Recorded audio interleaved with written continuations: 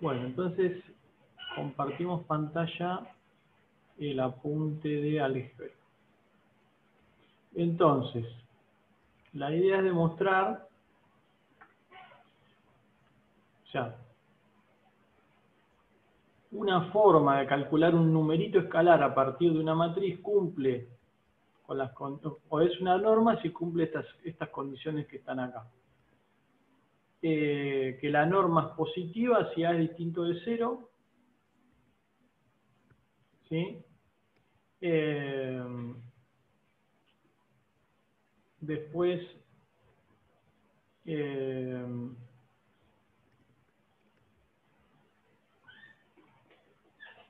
la norma es igual a 0 si A es igual a 0, sí, solo sí, si A es igual a 0, ¿no? Entonces, bueno, vamos a ver qué podemos hacer acá. Bueno, primera cosa, lo primero que hay que demostrar es que la norma de A es mayor que 0 si A es distinto de 0. ¿Sí? ¿Ok? Entonces, no nos interesa el caso cuando es igual a 0, sino el caso cuando es distinto de 0. Es decir, cuando es una matriz cualquiera. ¿Sí?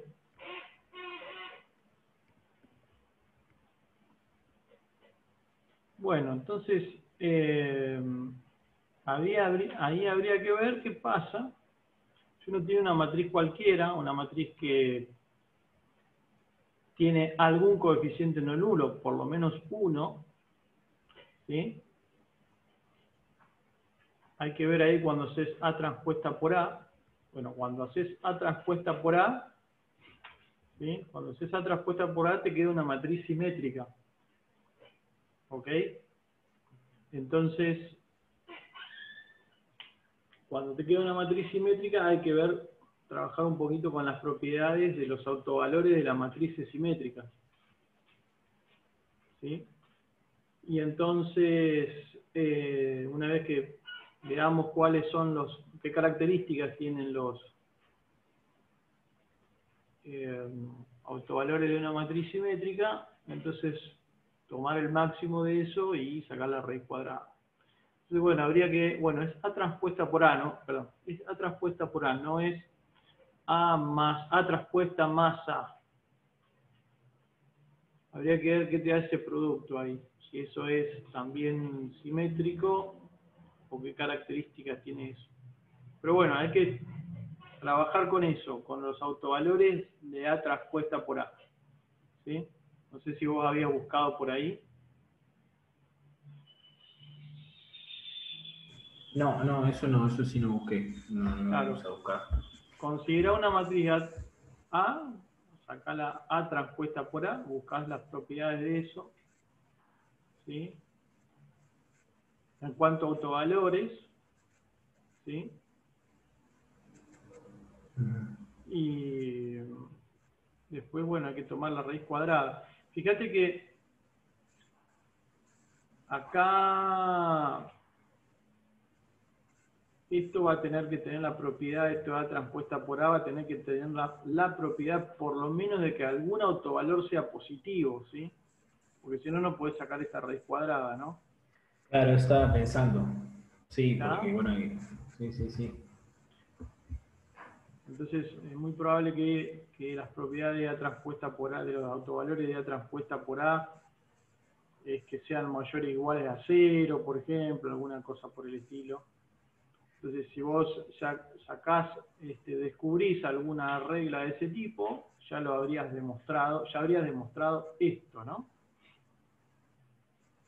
Porque obviamente, si la matriz es nula, bueno, el caso de la matriz nula no está acá,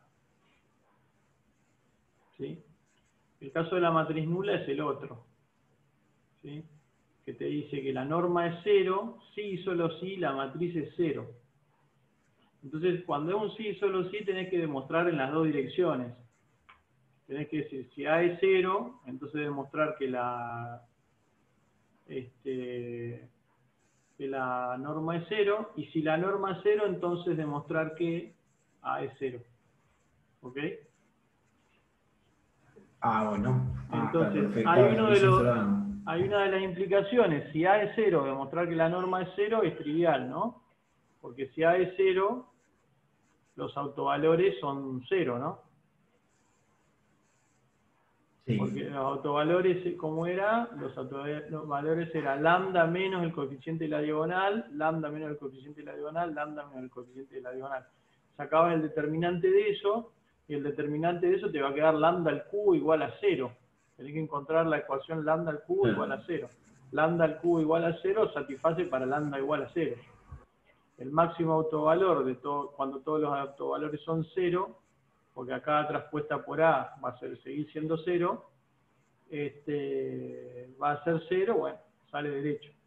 Ahora, lo que hay que demostrar, la que es un poco más difícil por ahí, es decir, cuando esto es 0, entonces la matriz es nula. ¿Sí? Yo justamente tenía dos dudas. Era, o sea, bueno, no sé si son dos dudas, sino directamente cuando uno demuestra, porque nosotros en ningún momento del enunciado decimos si, porque puede ocurrir muchas veces que los autovalores, estaba leyendo que te pueden dar números complejos. Entonces ahí Sí, ya no sé cómo es el tema, si se sigue cumpliendo o no. claro, O si no, solamente hay no. que trabajar con reales, No, no, positivos lo que inclusive. pasa es que lo que tenés que mirar son las propiedades de esta matriz, de A transpuesta por A. Claro, ¿Sí? está bien, está bien. Que Y por ejemplo, seguro y va a después, tener, sí. ¿cómo? No, sí, sí, perdón, después Que pregunto. seguro va a tener algunas propiedades un poquito diferentes que una matriz A Cualquiera, cualquiera, digamos. ¿Sí? claro. Entonces, si vos buscas las propiedades de A transpuesta por A, suponete que todos los autovalores fueran positivos, ¿sí? Entonces, si A, si A es 0, significa que esto fue 0. Si esto fue 0, significa que A transpuesta por A no puede ser otra cosa que la matriz nula. ¿Sí? De ahí demostrar para el otro lado. Pero bueno, hay que mirar un poquito las propiedades de acá, de A transpuesta por A.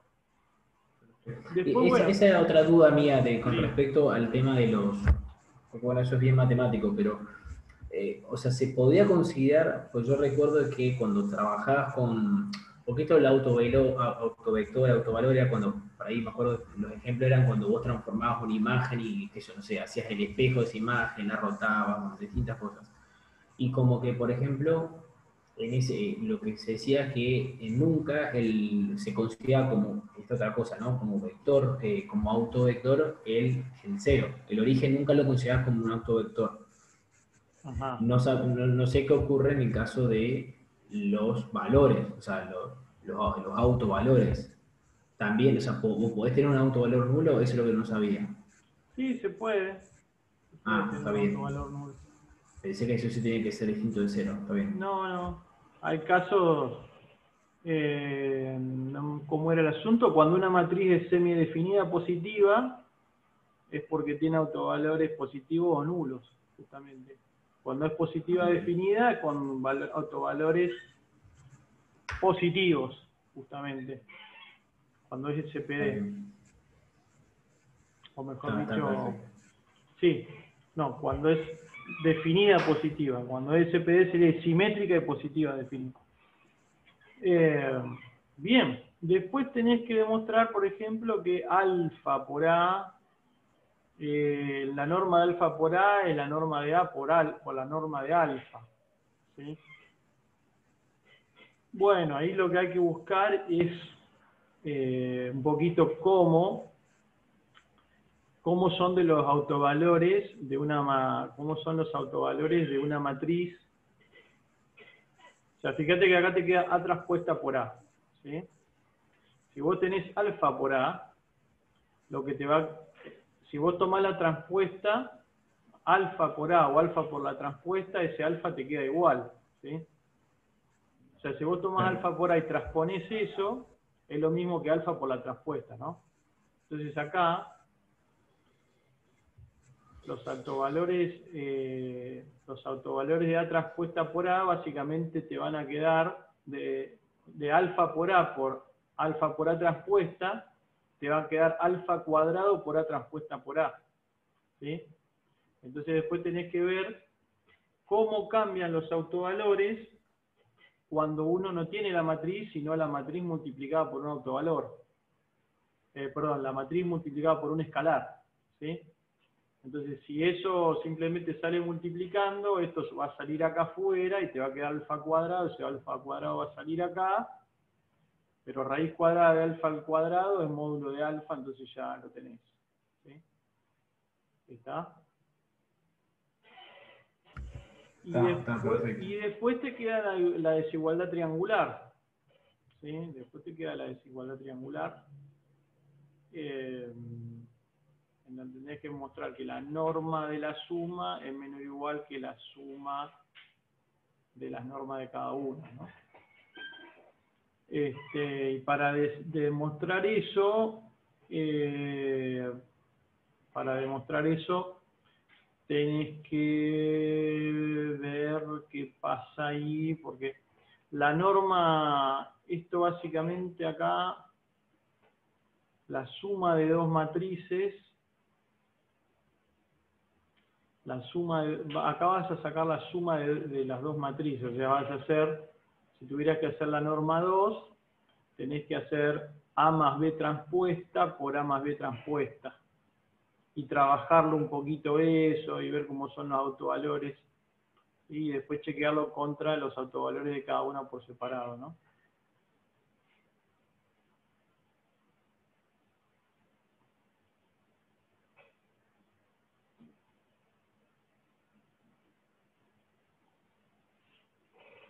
O sea, hay que demostrar que esto pasa siempre, ¿no? Sí, ese me parece que es más complicado en este caso. Sí, hay que demostrar que esto pasa siempre. Hay algunos casos donde claramente se ve que esto sucede, ¿no? Si vos tomaras como autovalor, si vos tomaras B igual a menos A, esto se te anula, ¿sí? Y la norma de la matriz nula es 0. En cambio, tomar la norma de A más la norma de menos A es como tomar dos veces la norma de A, ¿sí? Entonces, claramente para algunos casos sucede, pero lo que hay que demostrar es que funciona para todos los casos, ¿no? Claro. Pero bueno, hay que trabajar con las propiedades de esto, de A transpuesta por A, de A más B transpuesta por A más B transpuesta, ¿sí? Con el producto de matrices, ¿sí? Si buscan en internet hay mucho material de esto, digamos, ya sean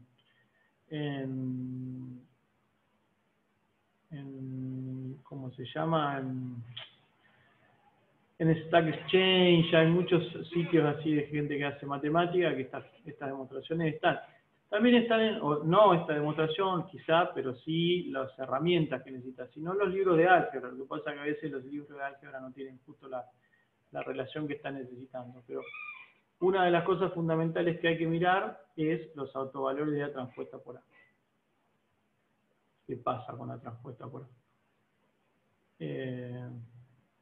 A ver. Si uno busca.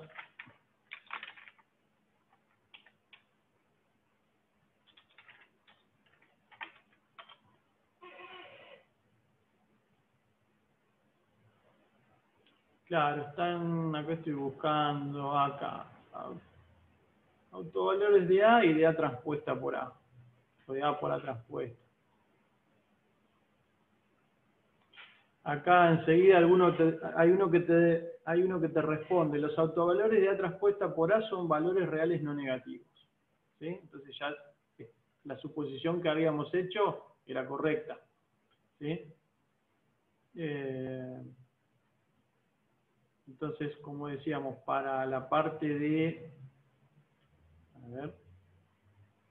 Para primera parte, que tiene que ser mayor que 0, si hay distinto de 0, etcétera, con esa propiedad ya lo tenés. Los autovalores de A transpuesta por A son mayores o iguales a 0. Mayores a 0, quiero decir. Y bueno, después va a haber que ver qué pasa con los autovalores de A más B transpuesta por A más B. Y trabajarlo ahí un poquitito. ¿Está? Pensar un cacho, y si no, cualquier cosa, después lo hacemos. Dale, sí, voy a ver si puedo meterlo. qué sé yo, son ejercicios de vez en cuando, acertijos, ejercicio que está bueno para jugar un poco con las matrices, con lo que es la transpuesta, los autovalores, como que te ponen un poco en órbita de vuelta del álgebra matricial, ¿no? Bueno, ¿alguna pregunta más de ahí? Vamos, ya que estamos, vamos a ver el índice de ejercicios. Yo tengo una pregunta con respecto a la matriz M del problema 4. Del problema 4, bien. Del problema de Richardson. Claro, que se llama matriz de amplificación, que Bien, sale de hacer I menos A, digamos. claro, a ver. Pero, no sé, vos Tomás dijiste que ya lo hiciste eso, ¿no? O sea, vos te dio que la norma era menor que 1. No me dio, no, la norma como, creo vos y eso, Agustín, que dijiste que tal cual, que no me da cercana a 1, me daba 30 y pico, pero con Richardson me convergía bien. Estaba teniendo problemas con Gauss 7, básicamente. Con ese tenía problemas. Pero la primera Claro, parte puedo hacerlo. Es más, quería recién subir la imagen, pero no me deja acá Zoom, de lo que me dio, básicamente. claro, pero no es que Espérate que... para aplicar el método de Richardson tiene que ser menor a 1. Sí, bueno, eso no sé si Santiago por primera vez pudiste averiguar ese tema de con qué norma, porque Ah, no. disculpen, sí, me colgué con eso. Porque habíamos dicho, bueno, la iteración convergerá si la norma de m es menor o igual a 1, y habíamos dicho, bueno, ¿y con qué norma tenemos que ver que eso sea menor o igual a 1? Claro, a mí, no sé, a vos, Agustín, no sé cuánto, y a mí me da una cosa como 30 y pico, una cosa así, si no me equivoco. Tendría que Sí, sí, revisarlo. sí. Con las tres normas me dan 38 o 39. Ajá, sí, exacto. La Sí, sí, m. sí. Claro. A ver, busquémoslo ya. A ver, que yo tengo el apunte de donde, o tengo la documentación de donde tomé algunas partes de esto. A ver, vamos a ver Richardson, que es básicamente de donde yo estudié. Criterio de convergencia, conceptos básicos del método iterativo estacionario. A ver, número de condición, lema de Banach, un radio espectral. Bueno, algunas cosas nosotros no la vimos. Método iterativo estacionarios clásicos.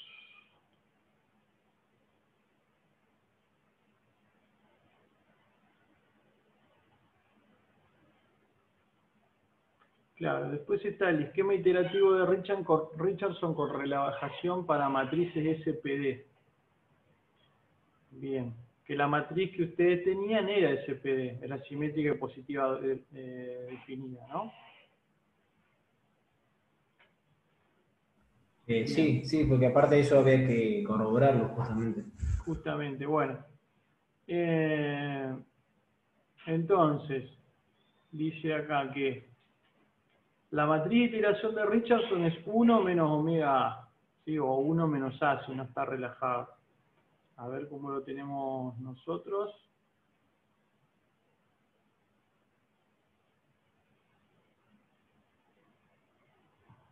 Nosotros teníamos que la matriz de amplificación es 1 menos, y la identidad menos A, perfecto. Y entonces después habíamos planteado relajar eso, hacer xk más 1 es igual a xk menos omega por rk, donde rk es el residuo. Lo único que no había quedado claro, no, o sea, habíamos planteado esto, pero también se puede escribir, la matriz esa de amplificación se puede escribir como 1 menos omega por A. Habría que ver si, yo acá no lo puse de esa forma, pero habría que ver si escribir xk menos omega rk llegas a lo mismo.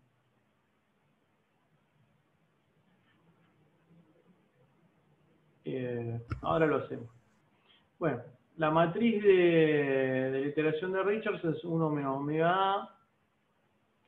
Dice, asumiendo que A es simétrica y definida positiva, que nosotros lo habíamos puesto así, el espectro, ¿sí? Es el espectro sería como el conjunto de autovalores. Te queda 1 menos omega por el Santi, espectro de A. ¿Sí? por las dudas no estás compartiendo No, yo el apunte. estoy hablando en voz alta, estoy leyendo en voz alta algo que ustedes no están viendo, voy repasando y ya enseguida les muestro.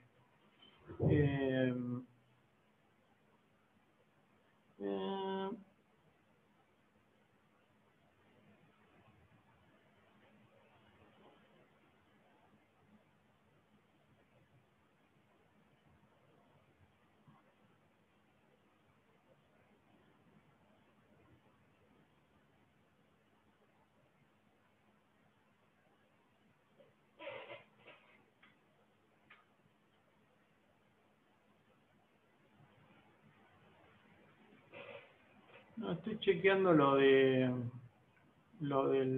norma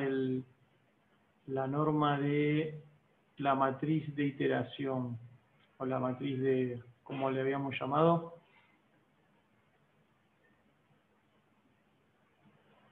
Matriz de amplificación.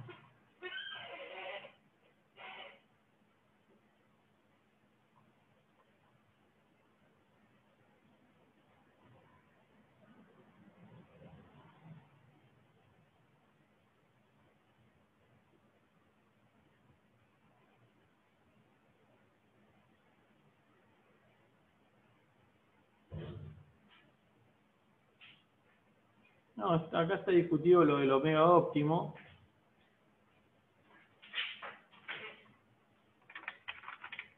Que está puesto ahí en el apunte también.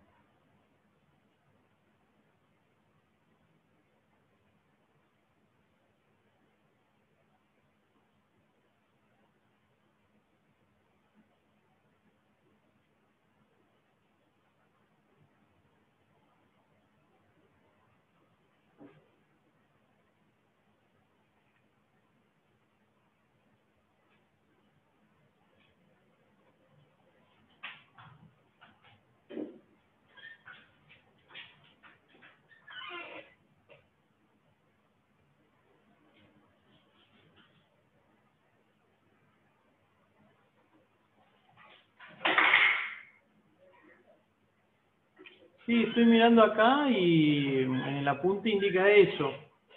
Si está este lema de Banach, y ese lema de Banach tiene algunos corolarios, y uno de ellos, justamente, es que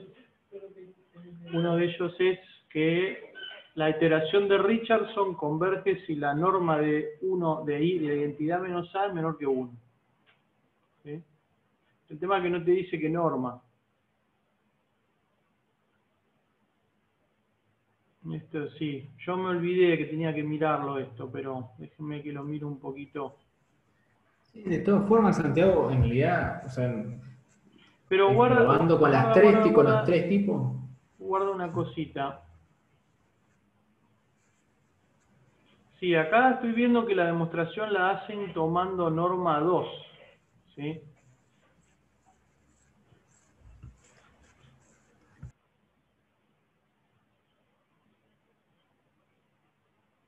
Sí, acá la demostración la hacen pensando en norma 2. Dice, corolario, si la norma de M es menor a 1, entonces la iteración converge para cualquier punto inicial x0. Ojo que puede haber detalles. El corolario está puesto así. Si la norma de M es menor que 1, entonces converge. ¿Sí? Es como que te lo garantiza, pero no significa que si es mayor que 1 no converja. ¿Sí? O sea, no es condición, no es un sí solo sí, por lo que veo acá. Ah, bueno, entonces si nos da mayor que 1, seguimos igual, no pasa Claro, nada. si les da mayor que 1, puede converger o no. Ese es el asunto ahí, ¿no?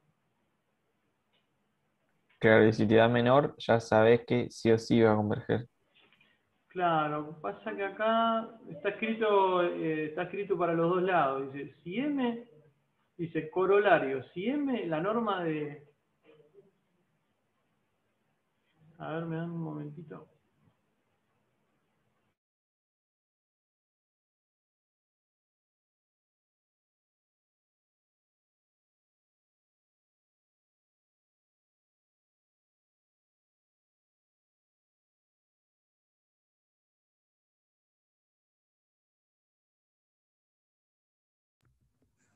Agustín, ¿vos probaste con los tres tipos de normas? Sí, acá esto está pensado para Sí, norma probé con 2. las tres. Sí, acá está pensado para norma 2. ¿Sí? Porque hacen un laburo con los autovalores, etcétera, que eso corresponde con lo que vimos de la norma 2. ¿Sí? Santi, ¿no querés compartir la pantalla si vemos también nosotros? No, es que no hay nada que ver. Son un montón de fórmulas matemáticas. Nada más quería confirmar eso, que lo que está en el apunte es correcto. O sea, es correcto y es con norma 2. ¿Sí está? Lo único que, como les decía, el corolario dice, si norma de M es menor que 1, entonces la iteración converge. ¿Sí? A ver.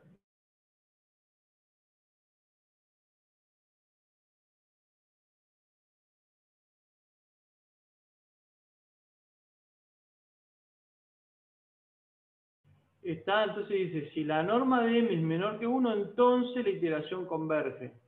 ¿Está? Pero no te dice nada de si es mayor, ¿no? Puede converger o no. ¿Está?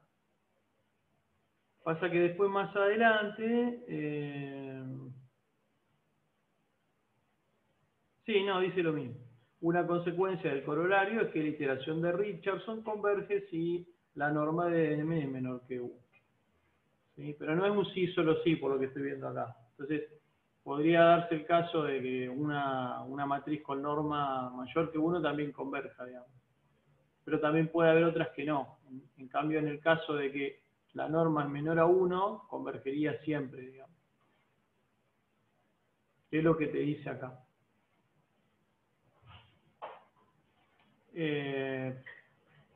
A ver, si volvemos al apunte, ¿qué es lo que el apunte pedía?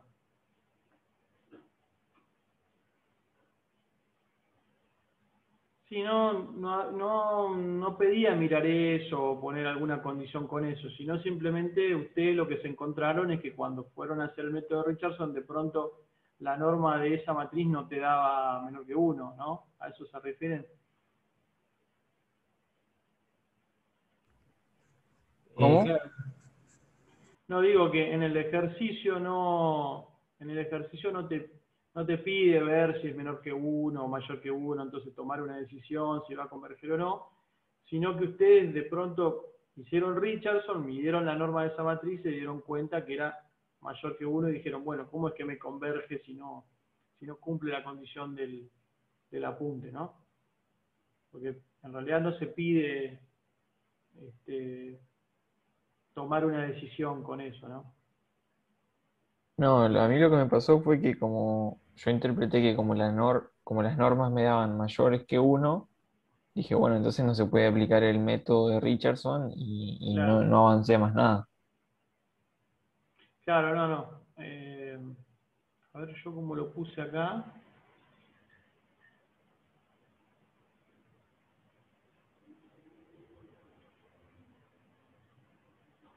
Claro, yo acá puse, en este caso la iteración convergerá si m es menor o igual a 1. Que así como está escrito es como muy taxativo, ¿no? Como converge si pasa esto, si no pasa no converge. En el apunte original es como un poquito más laxo, te dices, te lo da como una implicación nomás, como si m es menor que 1 entonces converge, pero la opuesta no es necesariamente cierta, digamos.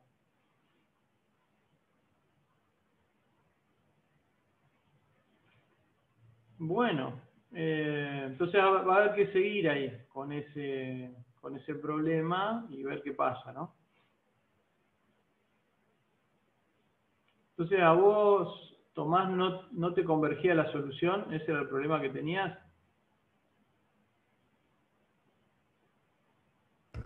claro, o sea, no, con Richardson no tengo drama, sí, no tengo ningún problema, pero me está pasando con el de Gauss, el método de Ah, con el Gauss. Gauss él.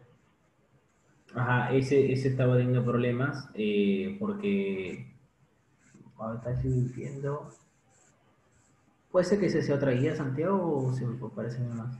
No, es la Porque yo lo misma. tengo en el 4. Bueno, capaz que me confundás, no importa, pero sí, pero cuando quería hacerlo con Gauss Seidel, ahí no sé, o estoy programando algo mal o qué, pero es como que el error llega a un punto en el cual no. Es que quiero pasarlo ahora, quería ver si compartirlo por el chat acá, pero no me deja. Espérate, ¿querés Pero, compartir tu pantalla y mostrar lo que te está dando?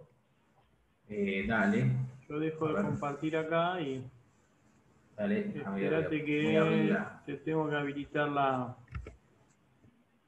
compartida de pantalla.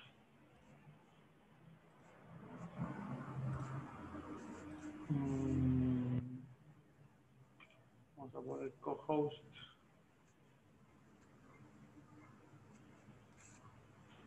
Ahí está. Eh, bueno, sí, vamos con eso. A ver, che. Ahí está. No sé si están viendo, pero me estaba dando eso, básicamente. Ajá, el azul, ¿cuál es? El O Richardson. sea, el azul es de Richardson, sí. Lo que hacía lo hacía cortar más o menos cuando pasara a la -15. O sea, no llegaba a Claro. 0,0 máquina, pero bueno. Pero el otro me hace eso, básicamente. Es como que se me.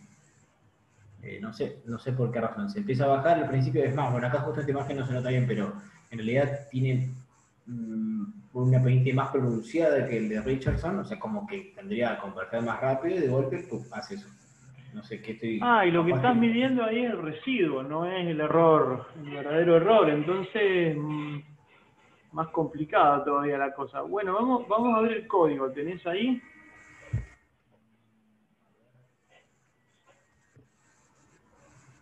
No sé si están viendo. Sí, se ve. Ahí está, bueno. Bueno, Yo lo que. ahí en la línea... ¿Esto cómo se hace para Allá está, esto? AP es aquello, en la línea 4 es cuando generás la matriz simétrica y definida positiva. Entre Ah, la 19 y la 33 estás haciendo el método Richardson y después harías Gauss. exacto. Que acá está lo que había puesto en el foro. Ajá. eh, Porque por las dudas si estaba haciendo bien esto, porque era lo más importante. Eh, Claro, y Bueno, después la iteración la tenés ahí, ¿no? Tenés x1, o sea, el nuevo vector solución va a ser m por x1 más c. O sea, se retroalimenta eso. exacto, se va pisando en cada paso a tiempo. Claro, exactamente. A ver, déjame que Eh, miramos el algoritmo que habíamos pasado acá. Tommy, ¿qué es el comando semiology? ¿Cuál? El que dice semiology. Semilog. Para No, pasar, nada que ver. Nada claro, que no, ver. no. Es O sea, para esto graficar es, en... claro. O sea, esto debería ser así, sería semilog, porque es una escala nomás es logarítmica, por eso semi, y cuando le pones con la i es porque la querés en i. O sea, si no es con x, o bueno, Claro. No, de 10. Si no, yo agarraba y le calculaba el logaritmo de 1. Chao. Claro, estoy chequeando las matrices. La matriz M que tenés es correcto, es menos D más L a la menos 1 por U. Y C es D más L a la menos 1 por B. Bueno, déjame que miro el programita que yo tengo armado acá. A ver. ahí por las dudas, no sé si los otros les pasó, que está bueno saberlo. Yo por ahí como estoy con Octavio, por ejemplo, lo sé, pero si uno no le pone, como en este caso un bucle que tiene, o sea que el problema de los bucles muchas veces es que si uno le pones una cierta cantidad de iteraciones máximas, puede estar ahí de forma indefinida. Entonces por ahí para que no tengan que cerrar Octavio porque no les corte, aprieten control C, por las dudas les digo, porque me ha pasado Claro, que entra un sí, bucle infinito y... la Ha nueva llegado a explotar. iteración es la matriz de Gauss-Seidel por la solución anterior. Y después tenés que agregarle más D más L a la menos 1 por B. ¿Sí? Donde ese D más L hay que estar seguro que D sea la diagonal y que L sea la triangular sin la diagonal, la triangular con la diagonal nula, digamos. Esperame que miro de vuelta lo que tenés vos, me parece que es lo mismo. A ver, yo definí, a lo que vos definiste como M, es la inversa de D más L por U, donde U es, claro, es la triangular superior con la diagonal nula, eso es lo mismo. Y después vos lo que haces es más C, donde C es la inversa de D más L por B.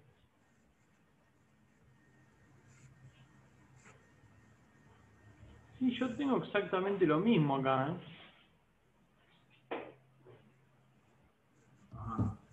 ¿No será que estás Y capaz almacenando que, mal lo que vas haciendo? eh, no sé, No, a porque ver, acá lo que vas almacenando es lo que tenías y le vas anexando debajo la norma de A por X1 menos B, que eso es el residuo. sí, eh, sí, pero A aparte de ver, los hace primeros pasos una... lo hace bien los primeros pasos, eso es lo que me llama la atención. Sí, después es como que Claro, o sea, lo mando se frena la convergencia. Hace una cosa, a ver, o sea, si yo Mon, tiro, eso. Si no, decirle que te muestre paso a paso paso a paso el residuo que te da, y yo le pongo acá que me muestre paso a paso el residuo que me da y vamos viendo. bueno, voy a cortar los dos, voy a hacer más chico. Yo quería mostrar acá esta parte en realidad. O sea, los primeros pasos, no sé cuántos pasos son estos, pero tenés por lo menos un par y después se me plancha. Ujú. Bueno, veamos la solución, si no, también. Mejor. Al valor Ahí cuando te directamente. calcula la solución de vuelta, descomentáselo de manera que cuando corra, te largue por la consola los resultados, ¿no? Bueno, en todo caso vamos a... vamos a hacer así. Voy a probar acá también. Vamos a ponerle un for porque si no va a estar.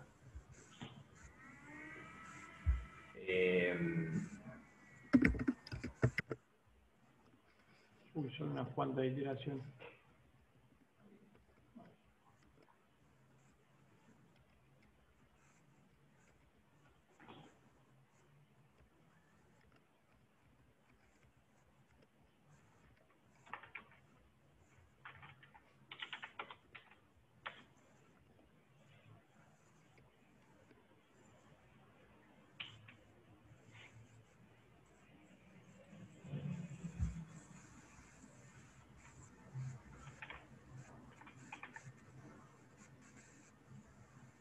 Acá está Santiago.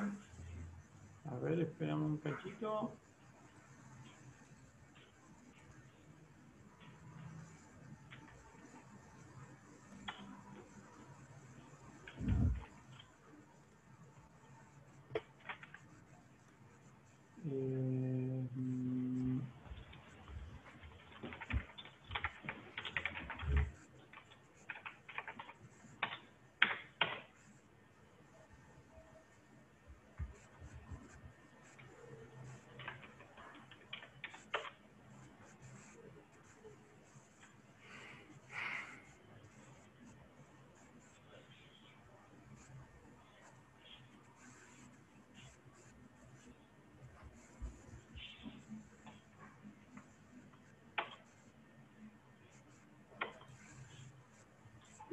Ah.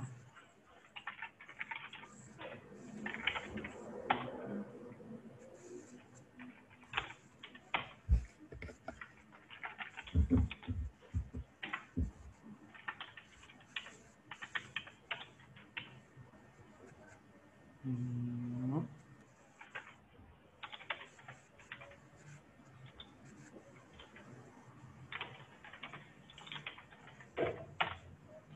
Ahí puse las 10 primeras soluciones. A ver cuánto te viene dando a vos. Esto ¿De vendría a dónde ser estás con... partiendo? 1, 1, 1 era la solución inicial, sí.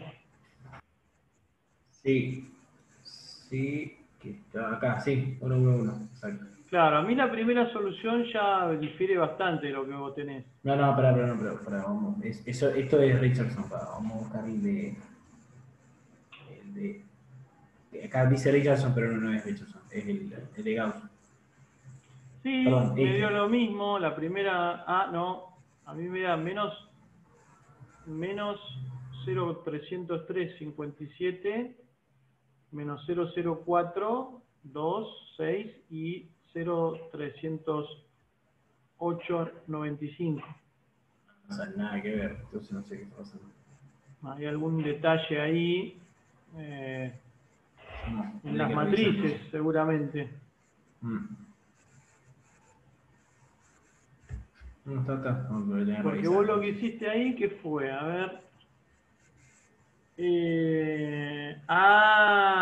No, pasa que vos primero hiciste descomposición LU ahí.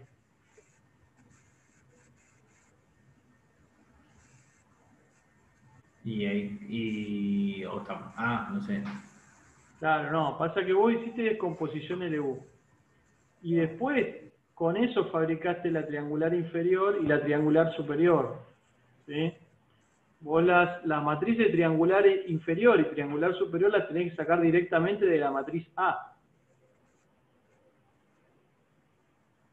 Está bien. Porque la descomposición LU te da dos matrices, una triangular inferior y la otra triangular superior.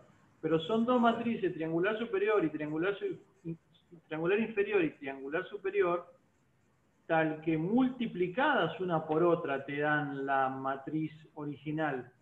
Cuando Listo, nosotros lo que buscamos es la triangular inferior y la triangular superior, tal que L más D más U te dé A. ¿Sí? Está bien. Eso, a ver, ¿me dejas compartir? Sí, sí. Miramos el apunte. Ah, Acá, está. ¿ven? El segundo método que presentaremos es la iteración de Gauss-Seidel, donde la matriz de amplificación es esta M y esta, y bueno, tenemos que C se calcula así, y te dice, siendo D la matriz diagonal, y A, L y U matrices de A, y L y U matrices triangulares con diagonal nula, tales que si haces D más L más U, recuperás A. Que esa es Ah, eso. la verificación que Ah, vos eso tenés que lo. hacer. Está bien. Cada vez lo agregaste, claro, yo tengo una versión que no decía eso. Ah, está bien. Me parecía, está bien. Ah, Ah, no, yo creo que descargué esto una siempre versión estuvo, vieja. pero bueno, si vos tenés una versión que no lo tiene, No, no, tenés claro, justamente en esto no decía y por eso la, no sabía. Está bien. claro, en Ahora la ya. clase, en el apunte de clase debe estar esto acá puesto. No, está bien, claro. Porque si vos haces descomposición LU, lo que se verifica es que A es igual a L por U. Es Claro, otra descomposición diferente, es otra L y otra U, digamos. claro. Sí, sí, por eso a mí me llamó la atención de por qué, o sea, yo por eso mandé en el grupo, ahí en el foro, porque Sí, yo como me lo, planteaba que tenía que ser una la diagonal, dije, no, pero esto no es lo mismo que la anterior, y bueno, por eso es como que me sí, entró la no me duda. acuerdo cuando vos pasaste en el grupo si, si estaba esa línea que tenía la descomposición LU. Si tenía esa línea me la comí, no la vi y te dije que No, está estaba bien. perfecto. Mira, mira. Bueno, si haces esta descomposición, que es más fácil que la otra incluso, debería funcionar todo bien. Bueno, después lo pruebo último y aviso. Bueno, entonces, yo una cosa que quería hacer era mostrar un poquito un Richardson o algo, como para que estos temas no queden tan en el aire, ¿no? ¿Les parece? Jugamos un poco con un Richardson. Yo tengo uno programado por acá. Vamos a hacer unos recortes y ahora les comparto pantalla. Hacemos unos recortes que vamos a necesitar para eso. A ver esto, esperen que vamos a grabar con otro nombre, vamos a ponerle Richardson. Vamos a dejar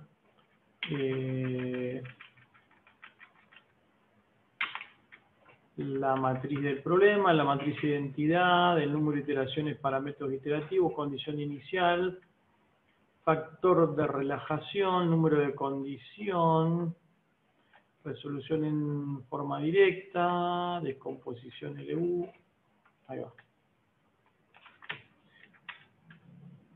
Gauss-Seidel.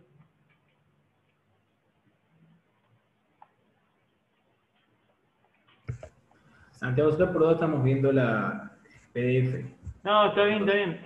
Estoy armando el scriptcito. Una vez que le saque todo lo que no sirve, se los muestro.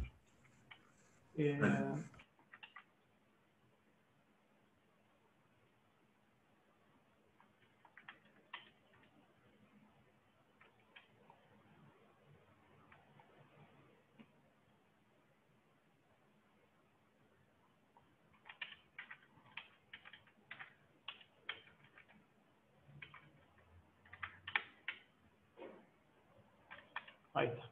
Bueno, ahora sí.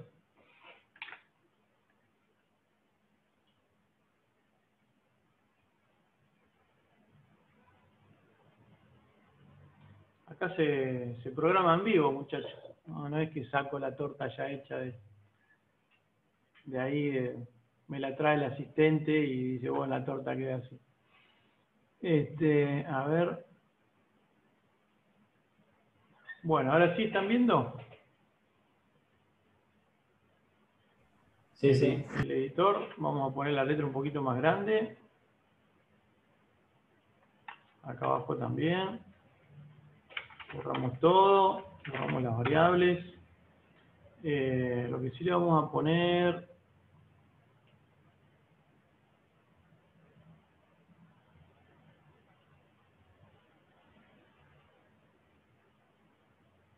que nos... Ahí está, el resultado sintáctico. Bueno, entonces, acá dice resolución de un sistema de ecuaciones por, y acá le vamos a poner el método de Richardson. El problema es A por X igual a B. Entonces acá tenemos la matriz del problema, esto es lo que ya estaba en el enunciado, no tiene ningún misterio. Acá pregunta si es simétrica. Básicamente toma el máximo del máximo de A menos A transpuesta y verifico si eso es igual a 0. Esto obviamente tiene un problema que podría darte que la resta te da máquina, no es exactamente igual a 0. Después acá nos fijamos si el mínimo autovalor es mayor que 0, para ver si es definida positiva. Bueno, acá definimos la matriz identidad, el vector lado derecho, el máximo número de iteraciones que vamos a usar en los métodos iterativos, la condición inicial, el factor de relajación, ¿sí? Por ahora vamos a poner 1. Calculamos el lambda máximo, calculamos el lambda mínimo, con eso se puede calcular la relajación óptima. Y fíjense que acá estamos pisando la relajación que habíamos puesto con la óptima. Entonces vamos a hacer en definitiva un Richardson con la relajación óptima. Después calculamos el número de condición para ver un poco cómo es esa matriz, si está bien condicionada, si está mal condicionada. Después calculamos el problema en forma directa, haciendo la inversa de A por B. Después calculamos o verificamos el residuo, que este residuo debería dar cuánto si la solución es la exacta.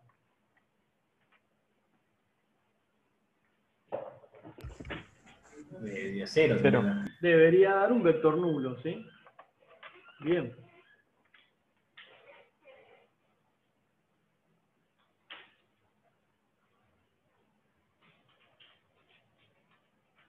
Bueno, esto es una trivialidad, verificación mediante el cálculo del error respecto de la solución exacta XE menos XE. Bueno, esto no tiene sentido.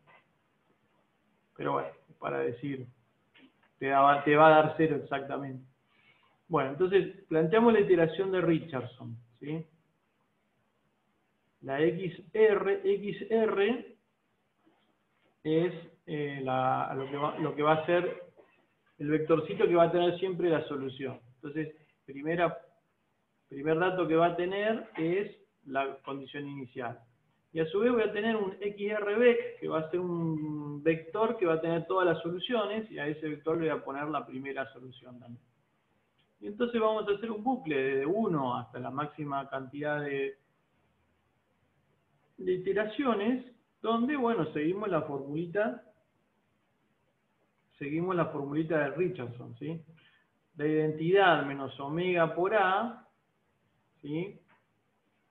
Que esta sería la matriz de amplificación, por la solución que teníamos, más omega por B, ¿sí? Una vez que hemos calculado la nueva solución, esa solución se la anexamos atrás de este XRVec. Y después de eso, bueno, graficamos las soluciones. Esto ahora vamos a ver qué significa este dibujo. Después calculamos los residuos para cada caso, ¿sí? Hacemos la matriz por el vector de soluciones menos B, con eso calcularíamos todos los residuos. Y después, bueno, como cada residuo es un vectorcito de 3 incógnitas, bueno, calculamos la norma 2 de eso, ¿sí? y después graficamos de manera semilogarítmica. Entonces, si uno pone a correr esto,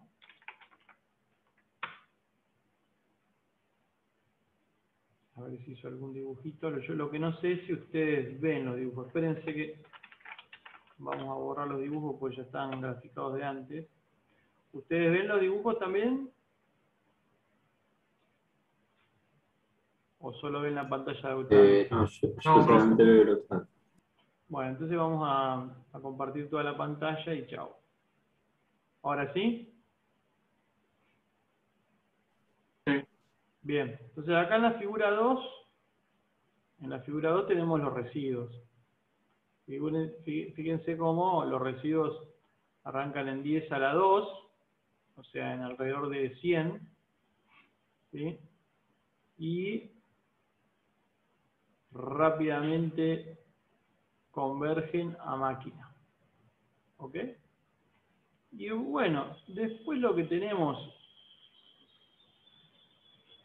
en este gráfico es como ir poniendo en el espacio de la solución cada una de las soluciones una después de otra. Vieron que el problema era de 3 ecuaciones con 3 incógnitas, ¿no? Entonces, la condición inicial era 1, 1, 1. Acá, como para no hacerlo tridimensional, lo que hice fue graficar la primera componente y la segunda componente, es decir, 1, 1. Después, grafiqué las primeras dos componentes de la segunda solución, que dan como menos 0,2, menos 0,2. Y así, uno puede ir graficando en el espacio las soluciones una después de la otra, y lo que va a notar es que esas soluciones se van apilando cerca de un punto. Fíjense que si uno hace zoom acá, esto es como que va oscilando, pero va buscando un punto acá.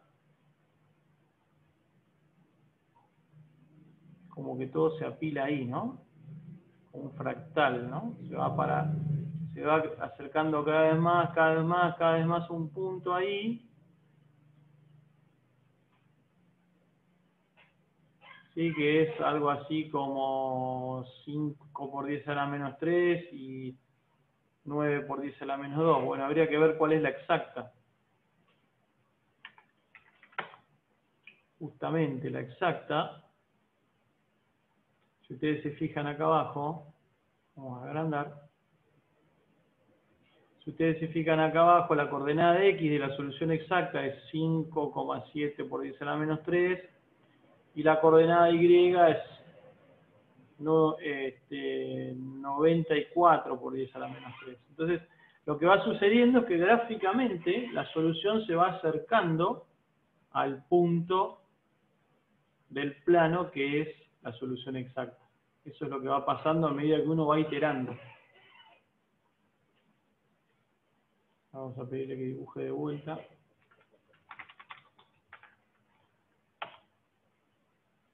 A ver que perdí el control un poco acá.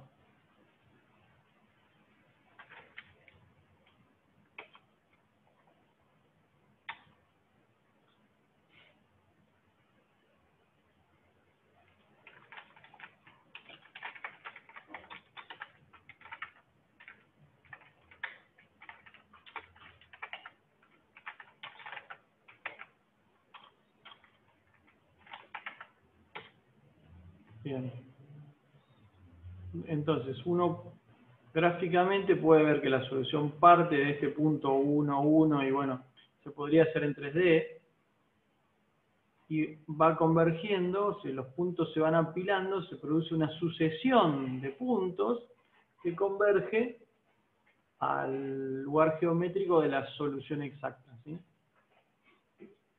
Esto es un poco más gráfico que ver la tira de números, ¿no? Si uno mira la tira de números, como que no te dice mucho, ¿no? Tenés un montón de... Vamos a mostrar las primeras iteraciones, que fue lo que vimos con Tomás. Acá se ve, ¿eh? Uno arranca de 1, 1, 1, y la próxima solución, al menos en las dos primeras incógnitas, es menos 19,5, menos 19,5. Y es lo que se ve acá, que de 1, 1, 1 nos vamos a menos 0,2, menos 0,2. Después damos otro paso, y fíjense que cada paso es más cortito. Es decir, cada vez la corrección es más pequeña. Decir que la corrección es más pequeña sería equivalente a decir lo que.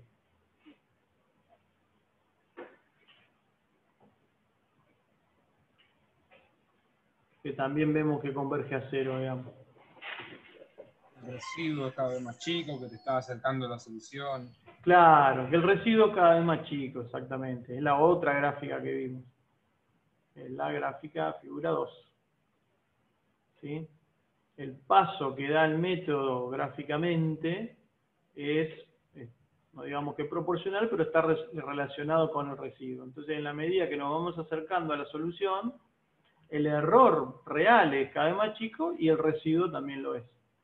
¿Sí? Y ahí vamos convergiendo a la solución. ¿Está? Bueno, ¿alguna pregunta del Richardson?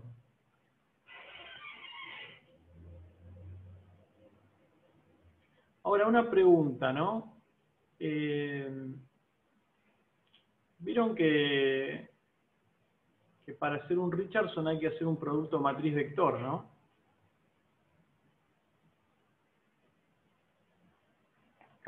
En cada iteración hay un producto matriz vector. Hay una resta en realidad, pero esta cuenta se puede hacer previamente y multiplicar por un vector. ¿Está? El producto matriz vector es caro, ¿no? Es caro de hacer. Entonces, uno diría, bueno, ¿cuál es la ventaja de hacer este método iterativo respecto de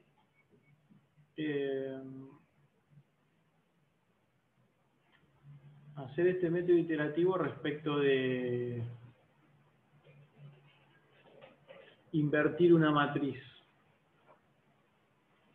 Así a simple vista como que no hay mucha ventaja, ¿no? Entre una cosa y la otra. ¿Qué complejidad algorítmica habíamos dicho que tenía ser un producto matriz vector?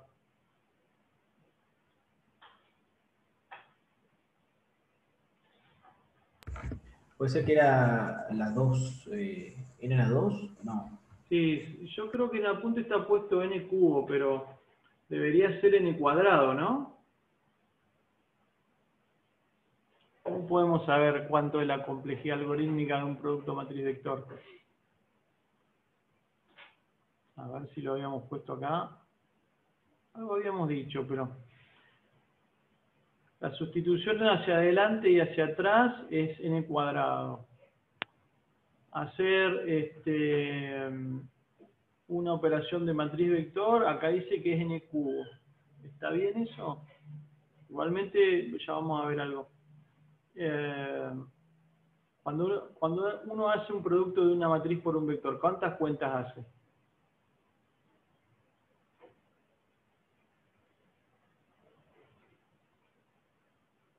A ver.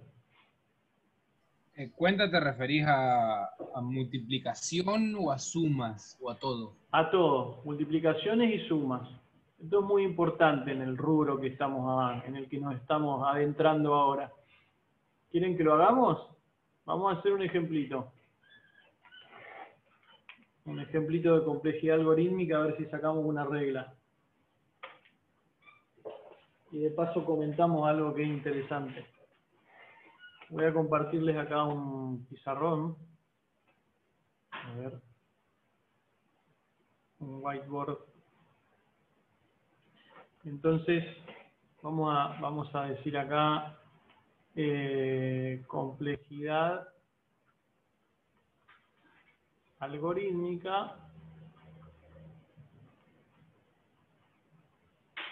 del producto matriz vector.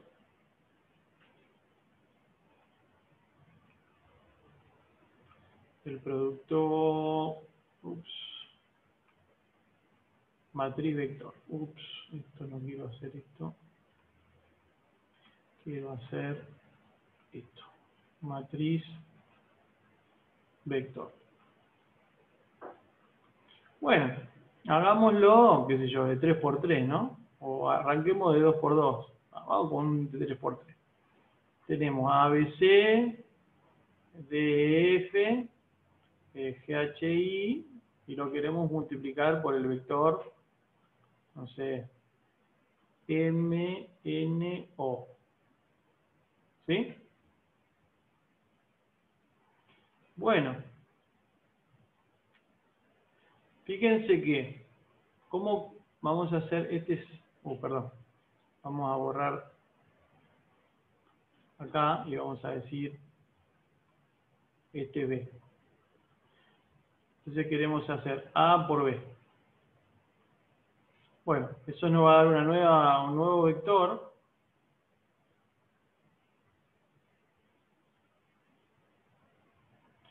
Eso nos va a dar un nuevo vector. A ver, y ¿qué cuenta tenemos que hacer acá? Es esta fila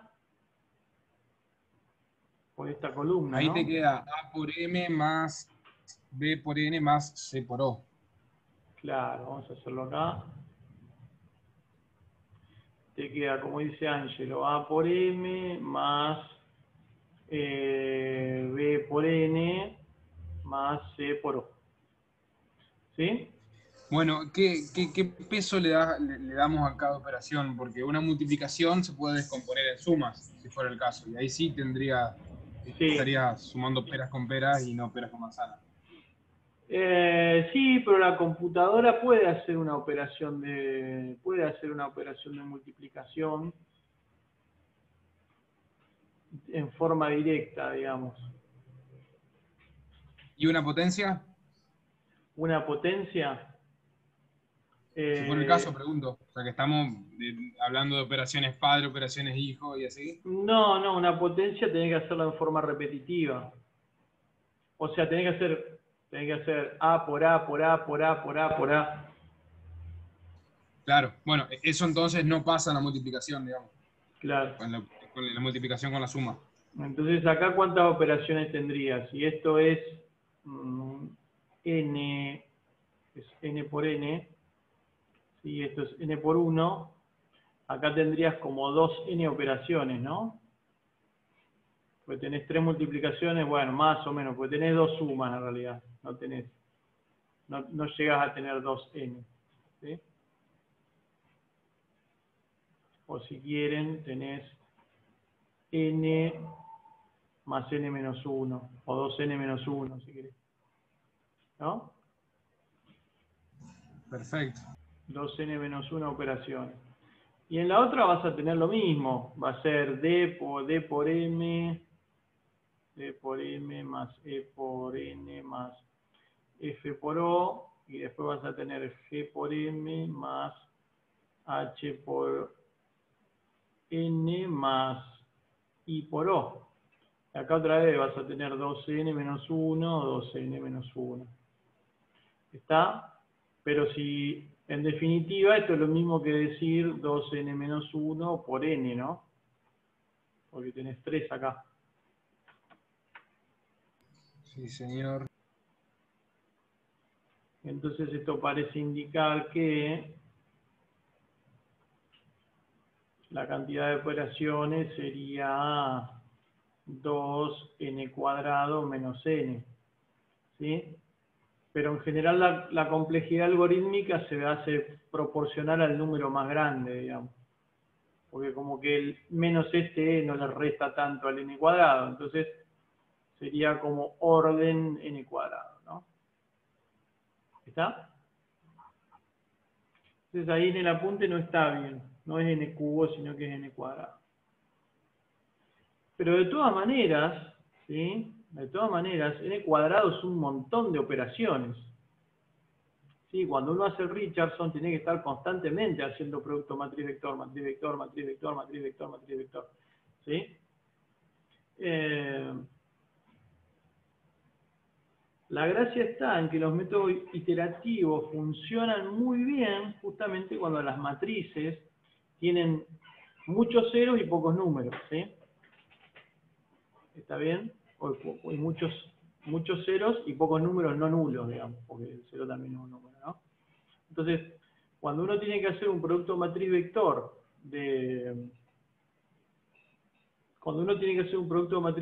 una matriz, por ejemplo, de un problema de elementos finitos 1D, ustedes saben que las matrices esas que le quedan solamente tienen 3 elementos no nulos por fila, ¿sí? Entonces, de este producto matriz vector que ustedes están haciendo, que es A por M más B por N más C por O, en realidad ustedes van a tener algunos coeficientes no nulos y son esos los únicos que van a multiplicar por el vector que corresponde, ¿sí? Entonces ahí se ahorran muchísimas cuentas. ¿Está bien? El producto matriz vector pasa a ser de orden n cuadrado, pasás a ser de alfa por n, donde alfa es la cantidad de, o 2 alfa por n, 2 alfa por n, 2 alfa, o alfa es la cantidad de coeficientes no nulos por fila. Santiago, pero eso, o sea, eso es válido, bueno, no sé si no es válido, sino eso tiene sentido analizarlo siempre y cuando el programa tenga en cuenta eso. No sé si Octave tiene en cuenta, por ejemplo, digo, ¿no? ¿Octave tiene en cuenta eso? Es buena pregunta de Tomás. Vamos a retomar y aclarar un poco más. ¿Sí? Supongamos que uno tiene un problema de elementos finitos, como el que ustedes hicieron en cálculo, que acá vamos a ver cosas parecidas, matrices del mismo tipo. Ustedes tienen un problema de elementos finitos, no sé, que acá les da, no sé, 2 menos 1, menos 1, 2 menos 1, 0, 0, 0, 0, 0. Y acá les da 0, menos 1, 2 menos 1, 0, 0, 0, 0, menos 1, 2. Una cosa así. Y nos faltaría, no, acá nos salteamos 1.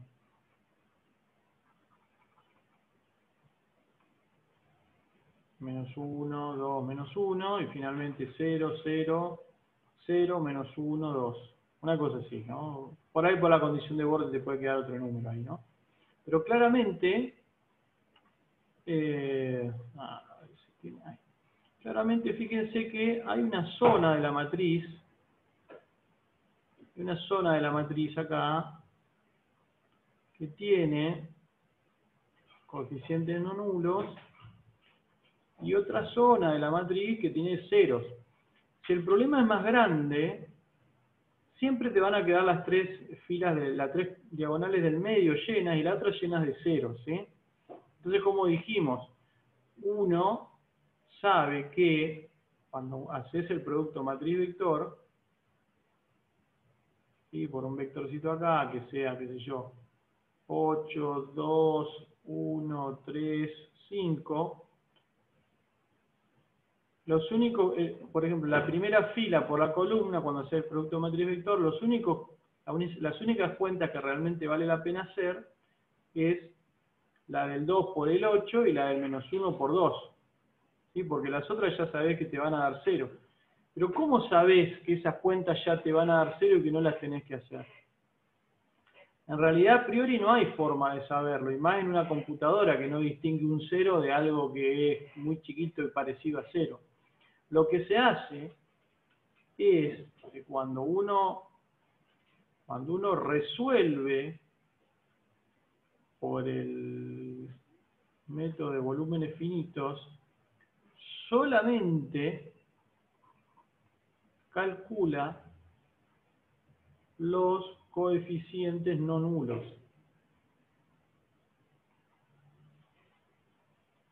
Es decir, de esta matriz uno solamente calcula lo que están acá dentro del conjunto rojo. Entonces ya sabe, después tiene una forma de hacer productos matriz-vector, donde se hacen solamente los productos que son no nulos, ¿sí? Entonces, almacenando las matrices de esa forma, entonces, luego de acá almaceno solo los coeficientes no nulos. Y con eso también me ahorro mucha memoria, porque una cosa es almacenar n cuadrado elementos y otra cosa muy diferente es almacenar 3 por n elementos. ¿Sí? O sea, 3 por cada fila. Supongamos que sea no sé, un problema de 1.000.000 de incógnitas. Bueno, si es un problema de 1.000.000 de incógnitas, si es una matriz de 1.000.000 por 1.000.000, te termina quedando 1 por 10 a la 12 elementos. Cuando en el otro caso te queda 3 por 10 a la 6. Hay una diferencia bastante grande de memoria entre un caso y el otro, ¿no? Entonces, respondiendo a la pregunta de Tomás, sí, solamente en la matriz se almacenan solamente los elementos que ya se sabe que son no nulos, porque cuando se utiliza el método de elementos de volúmenes finitos, solamente se calculan esos. ¿Y cómo sabemos cuándo los elementos no nulos? Bueno, eso te lo da la conectividad, o sea, qué subdivisiones de la geometría se ven con qué otros elementos de la subdivisión. Ya vamos a ver eso. ¿Está? Pero las cuentas se hacen en forma óptima para no calcular coeficientes que ya se sabe que son nulos, para no almacenarlos y para hacer cuentas después con métodos iterativos que en lugar de ser orden n cuadrado son orden n. Entonces, esa es la ventaja de un método iterativo, que uno trabaja con una matriz que ya tiene muchos elementos que no están, que son nulos, hacer productos matriz-vector, que son de complejidad algorítmica n, en lugar de hacer productos matriz-vector de complejidad algorítmica n cuadrado, eso ya es una ventaja, y ni que hablar de tratar de invertir la matriz, que es n cubo. ¿Sí? Entonces, pasás de un problema que era n cubo, como invertir una matriz, a hacer, no sé, 10 o 20 veces un problema de orden n, o de complejidad algorítmica n. ¿Sí? Para fijar ideas, si el problema fuera de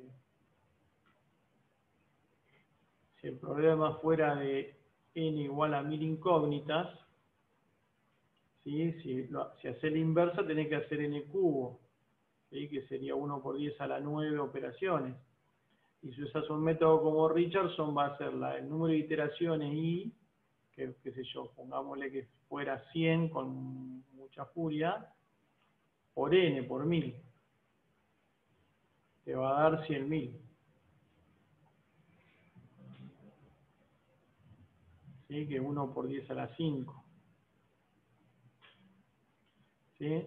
Si lo haces con Richardson, tenés que hacer 100.000 operaciones. Si lo haces por inversa directa, tenés que hacer 1 por 10 a la 9. O sea que tenés que ocupar 10.000 veces más tiempo si invertís la matriz. Que es un montón. ¿Sí? Entonces, ustedes miran, sí, pero el método directo es exacto. Y bueno, es exacto hasta la precisión de la máquina. Y el método de Richardson, si querés, también es exacto hasta la precisión de la máquina, pero es mucho más barato. Aparte, encima, a uno no le interesa resolver hasta la precisión de la máquina. A uno le interesa resolver hasta la precisión que te pide la persona que te pide el cálculo. Y chao. ¿Está bien?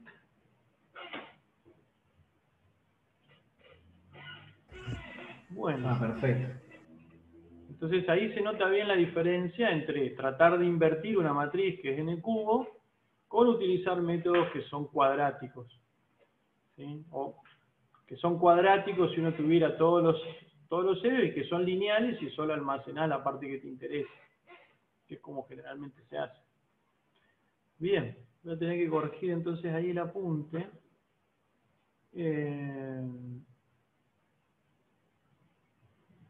Ahora lo voy a revisar, por ahí nos perdimos de algo. Bueno, si no hay más preguntas, vamos a pasar a lo que nos queda del apunte que tiene que ver con los métodos iterativos no estacionarios. Y esto que vamos a ver poquitito más salado, pero no se preocupen que hay un solo ejercicio y está bastante guiado, pero es importante saberlo porque casi todos los software de mecánica computacional de fluidos ofrecen resolución de las matrices del sistema por un método como gradientes conjugados. Entonces les comparto pantalla. A ver. Vamos a trabajar con ese método que les digo, con el método de gradientes conjugados, que es uno de los métodos iterativos no estacionarios que hay, es uno de los que suelen venir en los sistemas de cálculo. Entonces lo vamos a estudiar para mirar un poco cómo funciona, qué significa, ¿sí?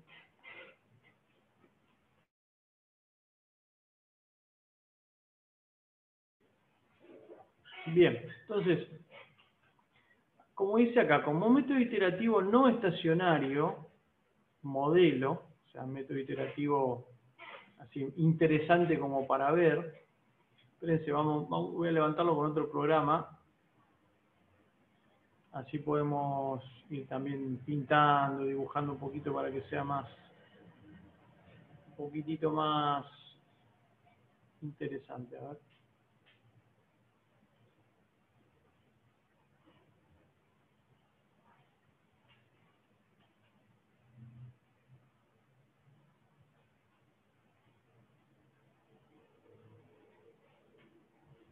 Bueno, a ver, compartimos de vuelta.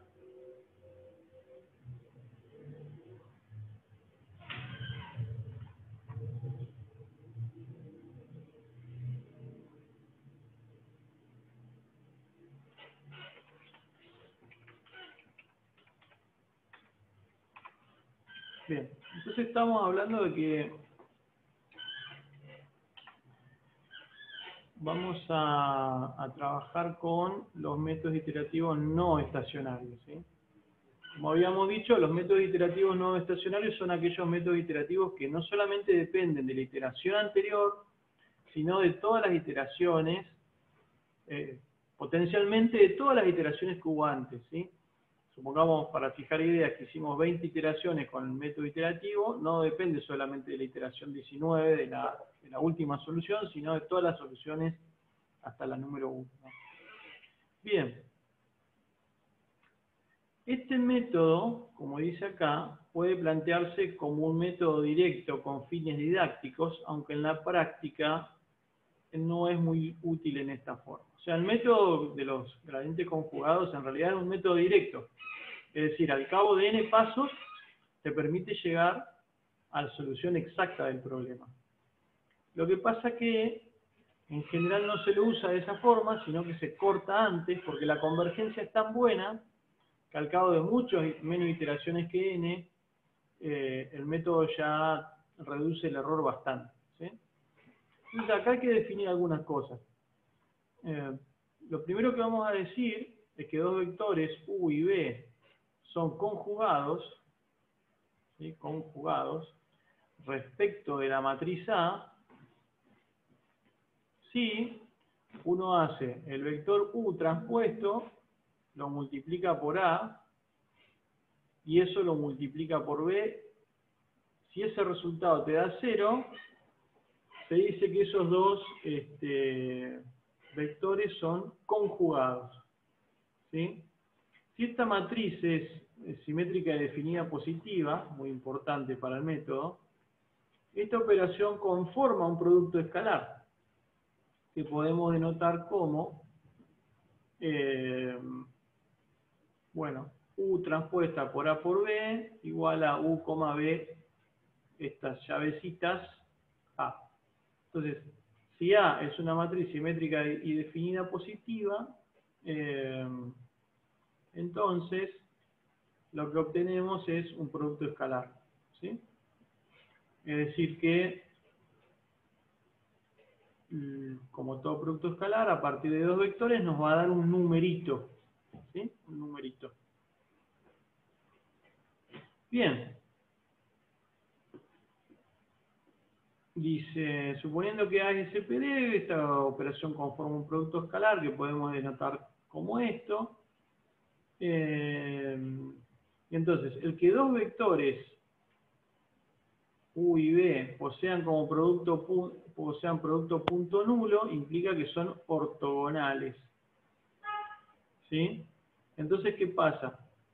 Si obtenemos n vectores ortogonales entre sí bajo esta norma, podemos conformar una base en el espacio Rn y escribir la solución del problema en esa base, que es esto. ¿Sí? Ustedes dicen, bueno, yo tengo, por ejemplo, ustedes dicen, bueno, tengo un problema, una matriz A, a ver, vamos a borrar acá. Tengo una matriz A que es de 3 por 3.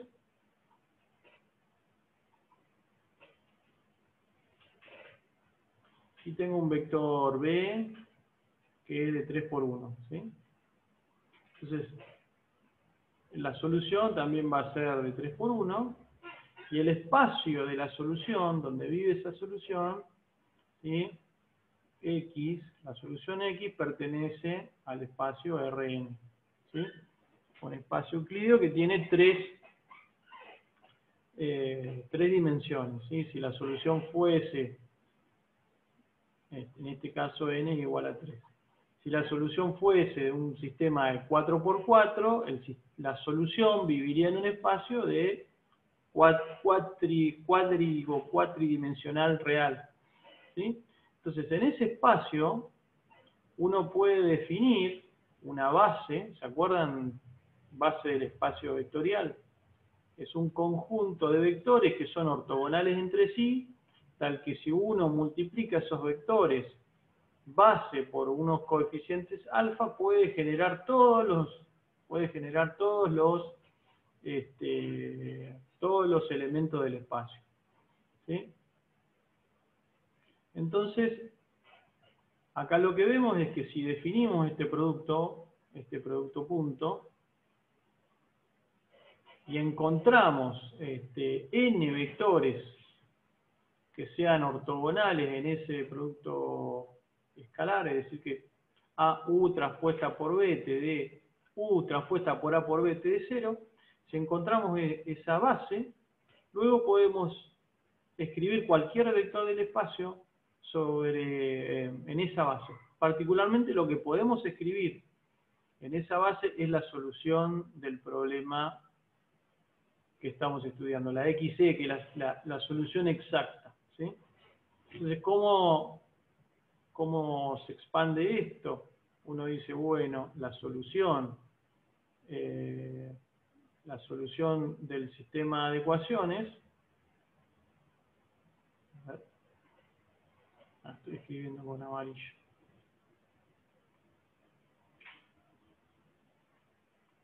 La solución del sistema de ecuaciones va a ser, qué sé yo, esto va a ser A1 por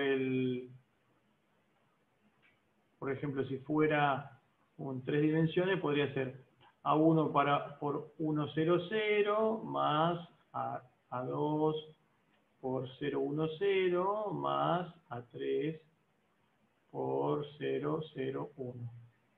¿Sí? Esa sería como la base del espacio.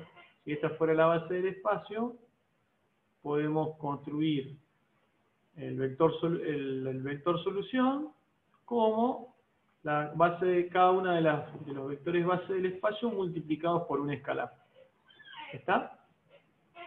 Ahora, fíjense que si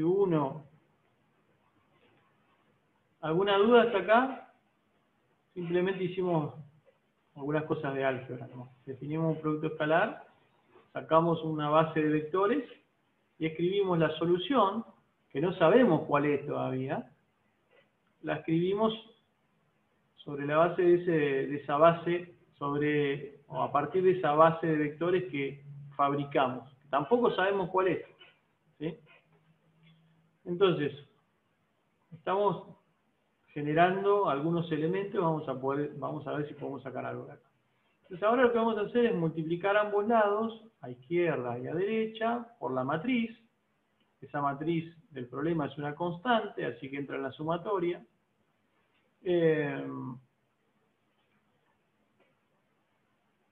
Ahora lo que vamos a hacer es tomar uno de los vectores del espacio, uno solo, el vector del espacio de índice K, lo vamos a multiplicar a izquierda, y la sumatoria de esta también la vamos a multiplicar por uno de los vectores del espacio. Entonces, como es uno solo, se puede meter dentro de la sumatoria, y vamos agrandando esta suma acá adentro. Ahora tenemos alfa por un vector cualquiera de la base del espacio por A por Pi.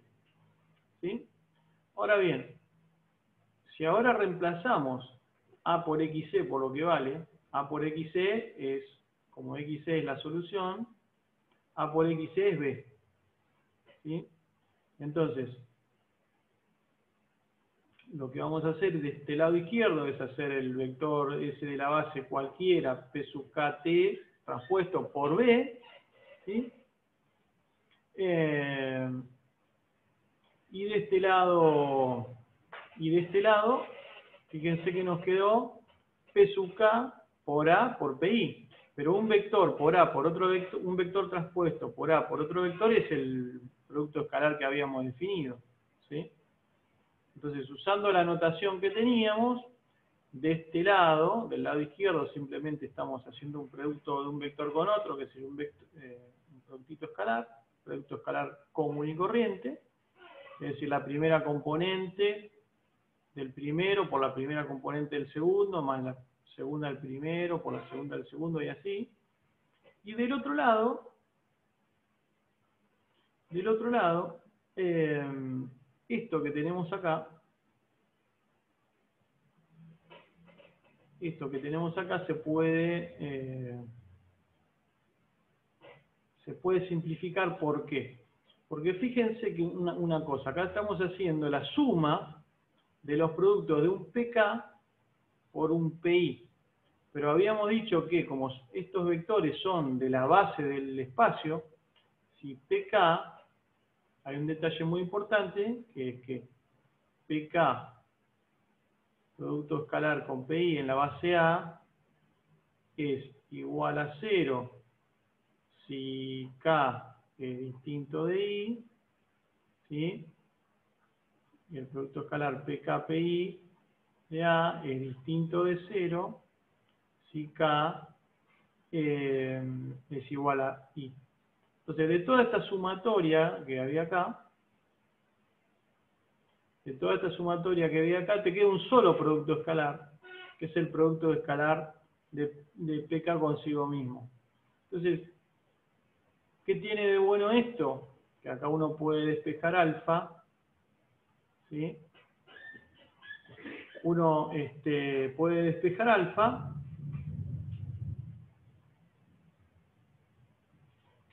y de ahí obtiene los alfa que necesitaba para hallar la solución. Entonces, ya tenemos los alfa, ahora lo que nos falta es obtener la base de vectores, eso no lo tenemos. ¿Sí?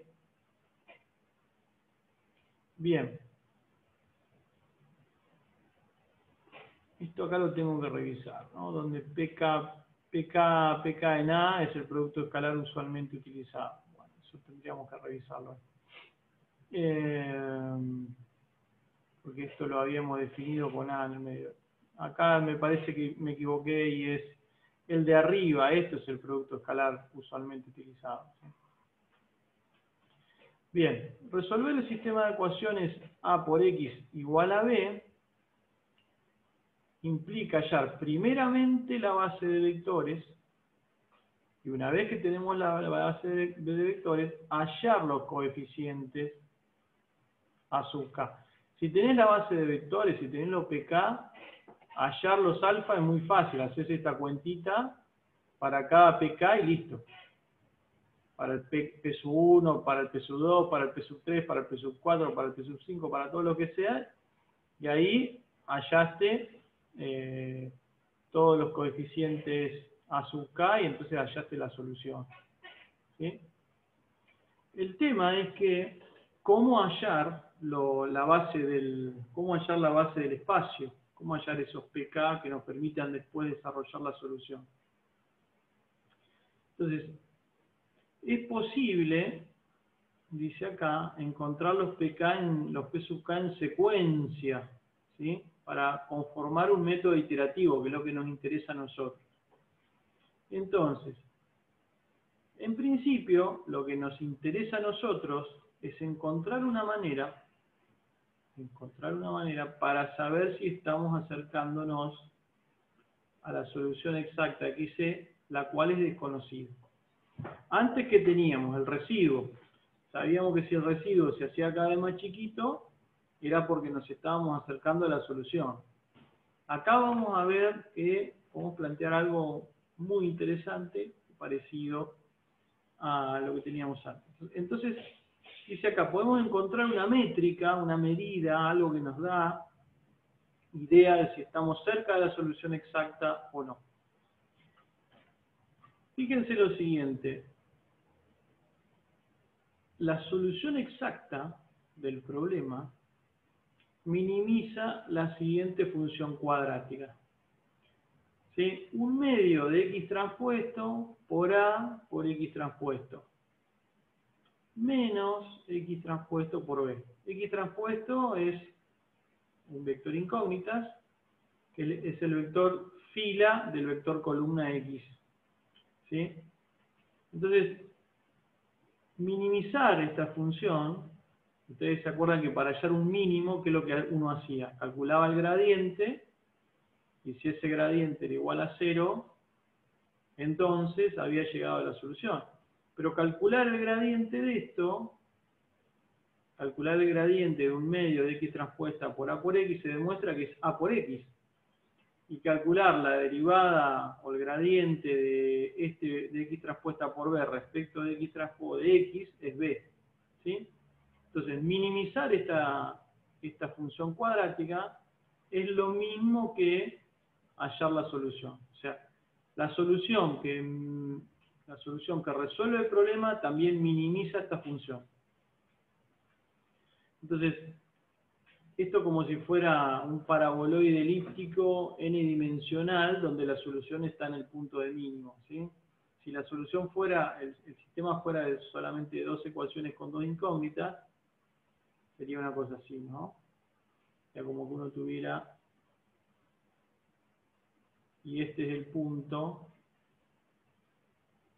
x1, x2, la solución del sistema de ecuaciones, se verifica que la solución del sistema de ecuaciones minimiza, o es también el punto de mínimo de esta función paraboloidal, digamos, n-dimensional, en este caso de dos dimensiones. Ahora, es muy interesante que cuando uno está buscando soluciones de esto, ¿sí? Si uno dice, bueno, arranco con una solución que está por acá arriba, ¿sí? ¿Hacia dónde tengo que ir a buscar? Bueno, el gradiente calculado en un determinado punto, que nos da una dirección, ¿sí? Nos marca la dirección de máximo crecimiento a partir de ese punto. El primer vector de la base, ¿sí? Podemos entonces tomarlo como el opuesto al gradiente calculado en ese punto. Entonces, si el gradiente nos da para arriba, uno dice, ¿cuál es la primera dirección de búsqueda que voy a tomar? La opuesta del gradiente, para abajo. Entonces, bueno, calcular el gradiente de esta función es calcular a por x menos b, ¿sí? Entonces, el primer vector de búsqueda va a ser menos b por a menos x0. ¿Pero esto qué es? ¿Qué es b por a menos x0? A ver quién responde esa. El residuo no sería. Claro, entonces la primera dirección de búsqueda es el residuo en el comienzo. Y fíjense cómo el residuo nuevamente nos da una dirección en la cual ir.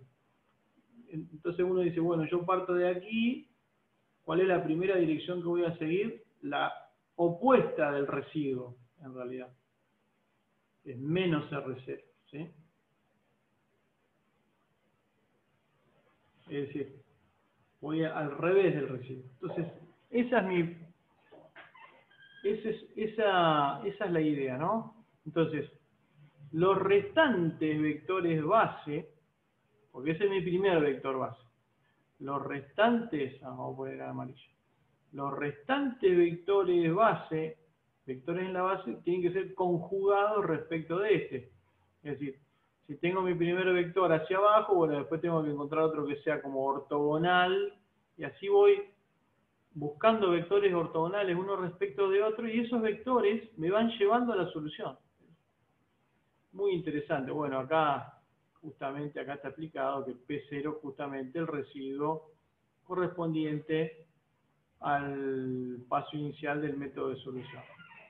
Entonces ahora lo que necesitamos ver es cómo ir calculando a partir de un vector, cómo ir calculando el siguiente. Bueno, esto lo vamos a dar sin demostración, pero se demuestra que una de las formas, una manera de computar un nuevo P sub K conjugado, es decir, que es ortogonal en esta norma al que tuvimos anterior, es decir, bueno, el nuevo P sub K es igual al residuo de la iteración anterior menos esta cuenta.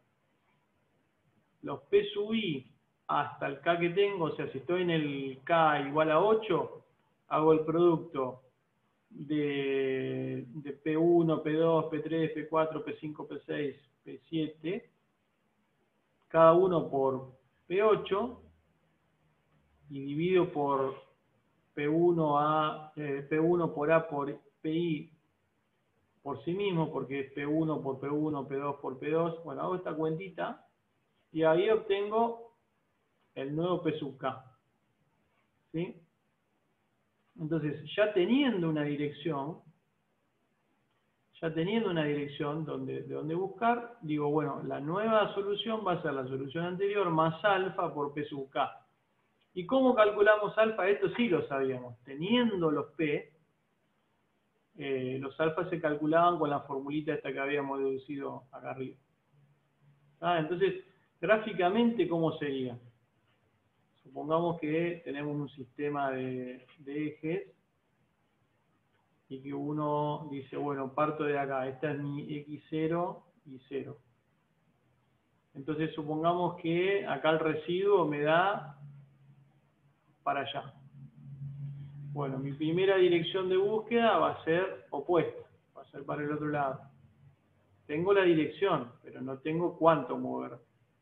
Entonces, el alfa, este sería el P sub 0. Lo que me faltaría sería el A sub 0, que me diría cuánto moverme. Bueno, el A sub 0 me va a decir, por ejemplo, que me mueva hasta acá. Bien, y una vez que esté ahí,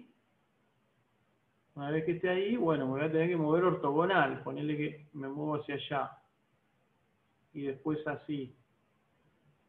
Y después así. Y después así. Cada vez más chiquito, ¿no? Porque tiene que ir convergiendo. En realidad no, habría que ver si cambia el signo. No cambia el signo. Santi, Pero... discúlpame. Sí. ¿Los vectores no tienen que ser mutuamente ortogonales entre todos? Sí. Buena la pregunta. Buena la pregunta. Entonces, Acá... en un problema plano, No, buena la tendrías pregunta. hasta dos vectores. Yo acá lo hice como si fuera unidimensional, pero lo estuviéramos viendo proyectado arriba. En un caso, en 2 dimensiones, tenés solamente 2 vectores ortogonales. Y en 2 pasos llegás a la solución. Claro, ¿Se ve? bueno, por eso. Entonces esto hubiera terminado, acá lo estaba pensando como un caso unidimensional mirado de arriba, ¿no? Pero, como bien preguntó Ángelo, en el caso estrictamente bidimensional, uno tendría, vamos a borrar y hacer en 2 colores, esto lo van a tener que graficar después para el práctico y lo van a ver. Lo van a ver, lo vamos a graficar en 2 dimensiones, pero para un problema que tiene más dimensiones, porque si no, en 2 pasos ya encuentran la solución. Entonces, supongamos que ahí fue que nos movimos la primera vez, después encontramos el nuevo vector, por ejemplo, el P1 nos da para allá, y el alfa 1 nos dice que nos tenemos que mover, qué sé yo, el 50% del vector. Hasta ahí. Y bueno, ya está. Esta es la solución exacta. En 2 pasos llegamos. ¿Sí? Este es un método que en n pasos llegás a la solución. ¿Sí? En n pasos llegás a la solución. Lo único que, bueno, con hacer menos de n pasos ya estás muy cerca, digamos. Entonces, una observación que se hace acá es que nótese que para el cálculo de los P sub k en esta sumatoria tuvimos que usar todos los vectores de la base que habíamos generado anteriormente, con lo que queda claro que el método no es estacionario, ¿sí? Es decir, depende de la historia de búsqueda de la solución. Dice, si bien este método halla la solución en n pasos, que es lo que mostraba Ángelo recién, lo cual es atractivo para el sistema de pocas ecuaciones,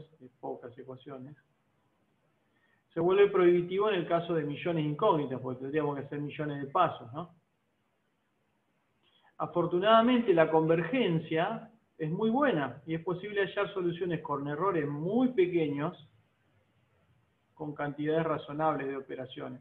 Es decir, si son 1.000.000 de incógnitas, por ahí en 100 pasos, estos vectores y esos alfa acercan tanto a la solución que el resto de las correcciones aportan muy poquitito en cambio en error o en residuo, ¿sí?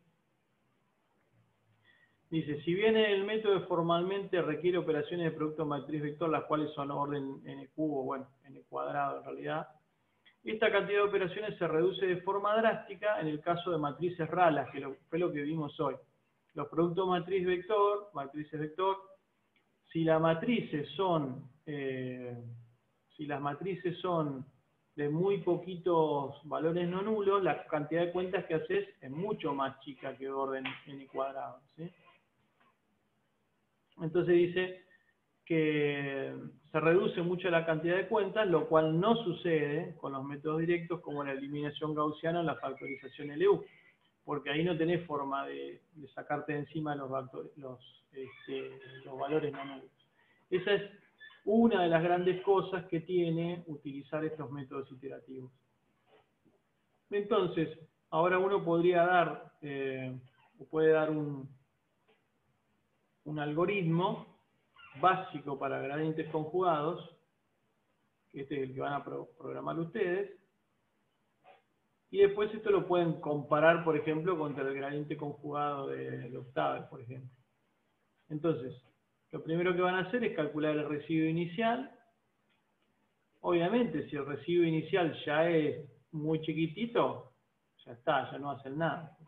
Ya encontraron la solución, o por lo menos la solución para el error que habían planteado. Se plantean como primera dirección de búsqueda de R0. En realidad este R0, fíjense que no es el residuo, sino menos el residuo, porque no es A por X igual a B, sino es B menos A por X, ¿no? Pero bueno, a los efectos de lo mismo, para darle un nombre a esto. Entonces acá ponen K en 0, que es el contador, calculan su primera sub K, su primer factorcito coeficiente del desarrollo de la solución en la base.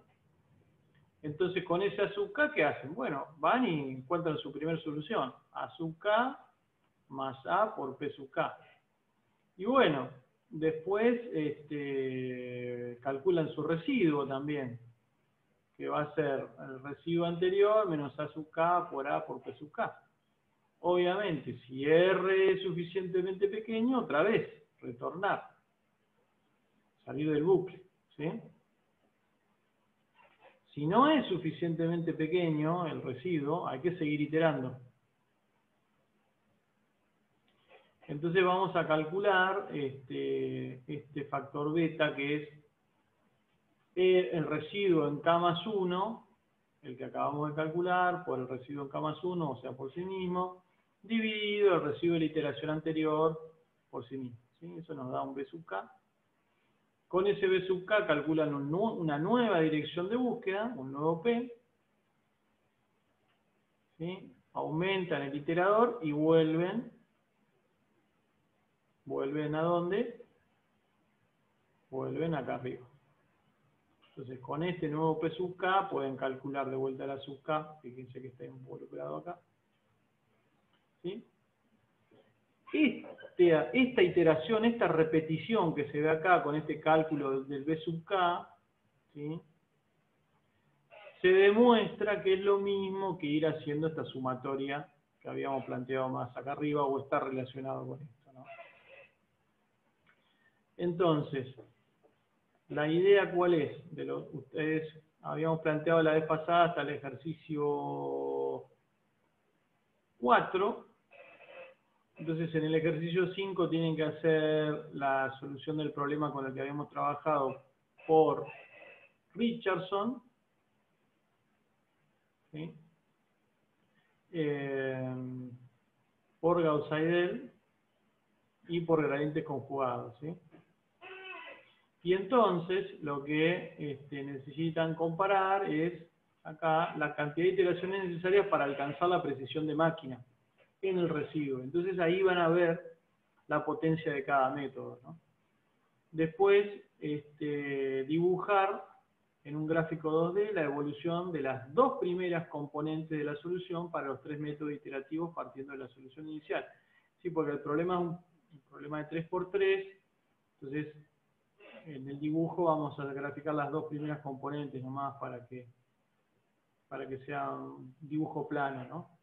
Como el problema es de 3×3, obviamente que el gradientes conjugados va a llegar a la solución en solamente 3 iteraciones, y eso se va a ver muy claro en el dibujo. Y después, por último, lo que tienen que hacer es trabajar un poquito con el tema de la complejidad algorítmica de la eliminación gaussiana, ¿sí?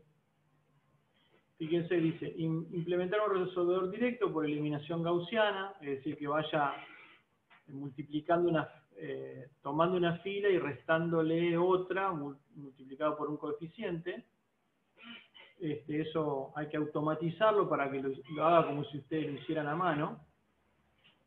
Lo comprueban con el sistema de ecuaciones planteado anteriormente.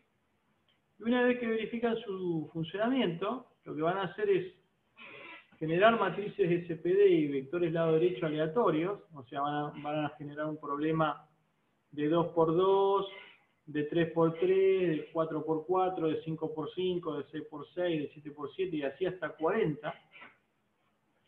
Y lo que van a almacenar en cada caso es la cantidad de operaciones efectuadas. ¿Sí? Y hacer una gráfica que les diga en eje X la cantidad de incógnitas que tienen, desde 2 hasta 40, y en Y van a tener la cantidad de operaciones efectuadas. Y lo que tienen que verificar es si el grado del polinomio al que llegan coincide con las predicciones teóricas de complejidad algorítmica. Graficar el número de operaciones versus n uniendo con líneas, P sub n versus n y con círculos uniendo nops con nops versus n con líneas y P sub n versus n con círculos para verificar que el ajuste es correcto. ¿Qué complejidad algorítmica nos tenía que dar la eliminación gaussiana? Habíamos dicho. Estaba por acá más arriba. Esa sí estaba bien, ¿eh? ¿N puede ser? No, la eliminación gaussiana, ¿eh? O sea, Perdón, N al cubo. N al cubo, exactamente. Entonces lo que ustedes tienen que ver es que a medida que van aumentando el tamaño del problema, la cantidad de incógnitas, la cantidad de operaciones crece en forma cúbica. ¿Sí? Cuando hagan el ajuste con polyfit, el polinomio que les tiene que quedar es un polinomio cúbico. ¿Sí? Es un ejercicio como para comprobar esa complejidad algorítmica, que es algo teórico, que uno lo saca haciendo productitos como hicimos hoy. Es como comprobarla experimentalmente, si quieren, haciendo un experimento numérico. Bueno, gente, vamos a dejar por acá. Yo tengo que pasar a cálculo ahora. Den una revisada al apunte y vayan armando los ejercicios, que la semana que viene ya vamos a empezar a trabajar con volúmenes finitos y empezar a hacer algún código que resuelva un problema de difusión, por ejemplo, y al mismo tiempo buscar también usar nuestra plataforma de cálculo en línea, ¿sí? Simsker. Ya vamos a empezar a trabajar con una herramienta, dejar tanto las ecuaciones, las matrices, todo esto, y empezar a resolver problemas un poquito más reales, si quieres. Bueno, eso nomás. ¿No hay preguntas? Vamos a dejar de Buenísimo, compartir. nos vemos la semana que viene. Nos vemos. Hasta luego. Chao, profe, gracias. Chao. Nos vemos, adiós. Chao, chao. Chao, Santiago. Profe, chao.